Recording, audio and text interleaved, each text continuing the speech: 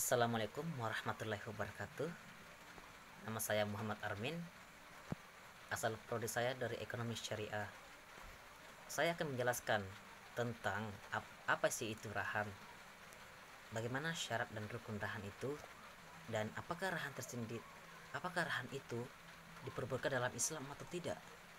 Nah, saya akan jelaskan satu persatu, teman-teman. Jadi rahan itu artinya penggadaian atau gadai di dalam bahasa Indonesianya. Artinya ketika ada dua orang melakukan pinjaman atau pinjam meminjam, kemudian salah satu dari mereka meminjam uang dari temannya misalkan, kemudian ia meminjam ini menitipkan barang sebagai jaminannya. Kalau misalkan dia tidak sanggup membayar hutangnya, maka barangnya tersebut sebagai jaminan agar bisa menutupi hutangnya tersebut. Itu contoh daripada rahan. Kemudian, apakah rahan itu diperbolehkan dalam Islam, teman-teman? Iya, tentu saja iya. Karena dalam Al-Quran tersendiri dijelaskan dalam surah Al-Baqarah ayat 283 bahwasanya Allah Subhanahu wa taala menjelaskan bermuamalah kalian sebagai artian daripada rahan itu sendiri, karena bisa merendahkan, itu bisa menolong perekonomian umat yang rendah. Itu maksud saya. Kemudian dalam hadis dijelaskan bahwasanya Rasulullah Shallallahu Alaihi Wasallam memperbolehkan juga yang namanya rahan. Dalam hadis riwayat Bukhari nomor 2532. Kemudian teman-teman sekalian, apa syarat-syarat dan rukun rahan itu sendiri?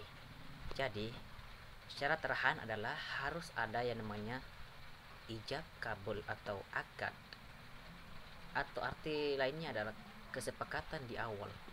Jadi tanpa kesepakatan, rahan tersebut tidaklah sah menurut Islam, karena tanpa sepakat atau kesepakatan itu sendiri, maka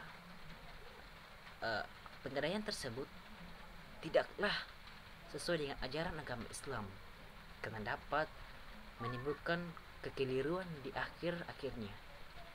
Makanya harus ada yang namanya akad atau ijab kabul itu sendiri. Kemudian selain daripada akad atau ijab kabul, harus ada barang sebagai jaminan. Itu yang namanya akad. Harus ada barang sebagai jaminannya ketika kita berhutang, teman-teman sekalian. Kemudian apa sih hikmah daripada rahan tersebut?